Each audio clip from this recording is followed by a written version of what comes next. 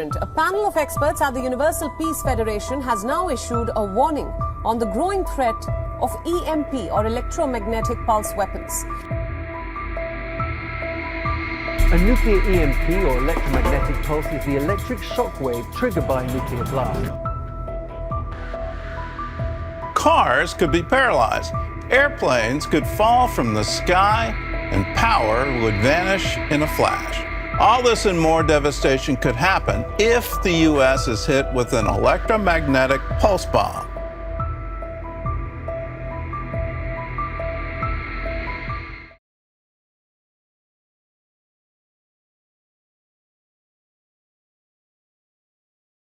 Hey guys, LP here. Listen, if you didn't know this, I've been an affiliate for EMP Shield for some time now. And one of the biggest questions that I always get is, how do we know it actually works?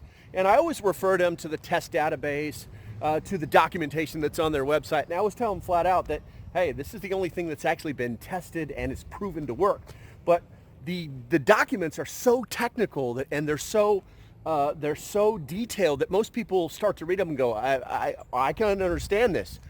So there was a group called Survival Dispatch. It's a YouTube channel. I'll leave a link below. They put out this hour-long video about EMP Shield, how they tested it. They really beat the crap out of this thing, and it just kept going. Hey, and that's right. I'm a real person in a real place. Anywho, so what I've done is I've watched the video. I've cut it down to like 10 reasonable minutes that actually show them beating this thing to death with electricity.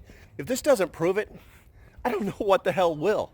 Short of an EMP, your vehicle working, or your car not being destroyed by lightning. I'm sorry, not your car, but your house not being destroyed by lightning. I don't know what else to say to you. Please watch this video to the end and you'll see what I'm talking about. Today we're testing the EMP Shield. I haven't seen anybody on YouTube test this thing out yet, so I figured I'd go mad scientist on this thing just to see what it would handle without breaking. There is a mountain of data that's available on this. Unfortunately, a lot of it is deeply scientific. We have scoured the internet looking for video of somebody proving the efficacy of EMP Shield's product. As we're going to show you, the EMP Shield can actually take multiple strikes and survive. Now keep in mind too, I am also a naysayer of this. I don't believe that it'll do what it says. I'm going to do my best to try and destroy this thing with some high voltage. I am not backed by EMP Shield, not affiliated with them in any way, and I'm not getting paid for this type of testing. I set up a Marks generator, and that's what I'm getting the 400,000 volts from. And if you are curious about Marks generators, you can look them up online, but I don't suggest that you build your own because they can kill you. So just to show that the high test lead, how it functions, this is the high test probe at 120 volts, which is currently what I'm running. It shows 0.122 for 122 volts. It's a 1,000 to 1 ratio. If it shows 1 volt, then it's 1,000 volts. So we're 0.122 volts AC at 120 volts. I have several components, electronics hooked up to this. So you'll see as the different voltages spike what we get. This is the EMP Shield showing that we're only hooking up to one line. So we're not doing the split phase function. We're just doing 120 volt instead of 240. This thing claims that it can protect your whole house just by being connected to your panel. So we're testing that too. So it's at the end of the line on these tests. So not hitting the panel first, which would be hitting it first, shunting to ground. We're hitting at the end of the line, which would be your house side. And we're hitting all these voltages on the house side. So it's going to be hitting the electronics on essentially your thermostat and HVAC system first, LED lights, GFCI. We've got some power pack in there, and that's essentially what we're doing. I will prove the first voltages that we're hitting with, which is 20,000 volts. The lab is operating, and we will take off the power side. I've got a separate ground rod for this outside. I'm not having it ground or shunt to ground in any part of my house. And I suspect that they're using MOVs, which are metal oxide varistors, to shunt to ground. And how those operate is you've got a disc with a dielectric breakdown in it, When it hits a certain voltage, it goes from infinite resistance to zero resistance, which would shunt directly to ground or whatever the other probe is hooked to, which in this case is more than likely ground. I have a feeling that if you had a floating ground, this thing would not operate properly and potentially kill electronics.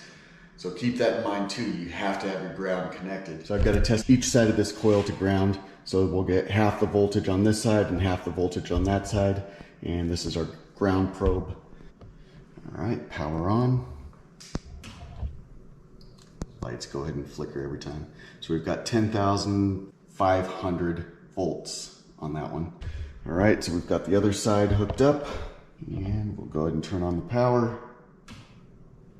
And we have 9,790 on this side. So it's a little bit lower.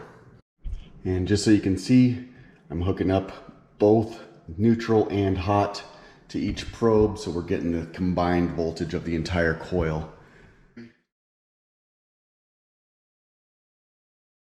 Supposed to be 30,000 volts per centimeter. We've got 8 1/4 inches here.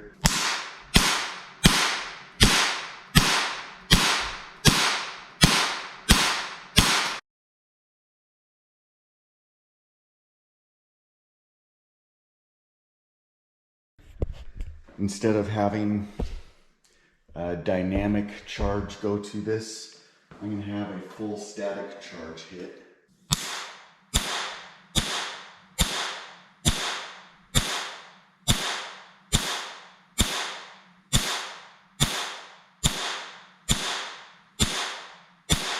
Okay, there's 15 hits. Instead of doing a dynamic charge where it was just connected directly, I'm having the full static hit the conductor as if it were static charge hitting the house. So hopefully that proves it to everybody that I hit this with the voltage I've been claiming.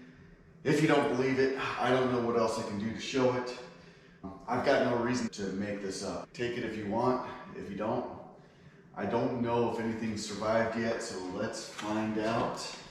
Now this could be related or it's unrelated, I'm not sure, but the refrigerator and freezer I've got upstairs, the battery backup system on that started freaking out. It went to battery mode and drained the battery, so I'm not sure what happened there.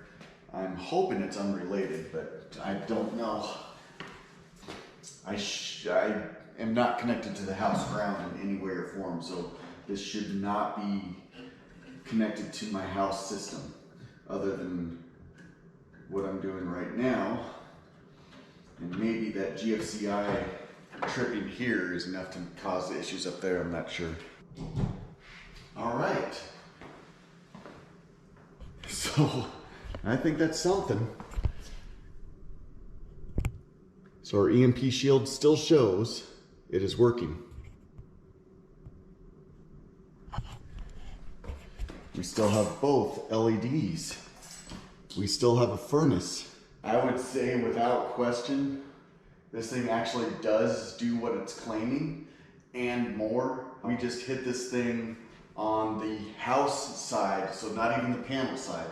So we hit this thing on the house side with at least 360,000 volts, and it is doing just fine. Nothing is failed. We have everything working just as it was before. I would say that is definitive that this thing works. I would say if you have any doubts, I would say try it yourself, but don't try this at home. By all means, do not try this at home. This is a 20-stage Marks generator. Each capacitor is good for 20,000 volts. And so you've got a potential of 400,000 volts with a 20,000 volt power supply. And so that's what we are running to this thing, is 20,000 volts power supply to 20 capacitors. And the way the Marks generator works is when one capacitor discharges, jumping its gap, it causes a cascade for everything to dump all at once. And so that's how you're able to get such large voltages. Again, this is a low amperage device, so it's a high voltage, low amperage. So we are not hitting this with the maximum amperage. Lightning strikes, you'll have an excess of 4, 5, 6,000 amps, but the voltage could be anywhere from 50,000 hitting the ground up to a million if it was a direct strike onto your conductors. There is a story online of one of these having a direct lightning strike to the grid on a pump station. So this is a city pump station. It completely melted down the EMP shield, but everything that it was connected to, so that panel and everything downstream was just fine. All the pumps survived. And something like that would typically melt down those windings. I can tell you after taking 360,000 volts that I'm really impressed with this EMP shield. Everything seemed to hold up just fine. It didn't blow up, it didn't melt down. I'm giving that a thumbs up right there. We didn't lose any equipment, so that's kind of cool too. I would say this was a successful run.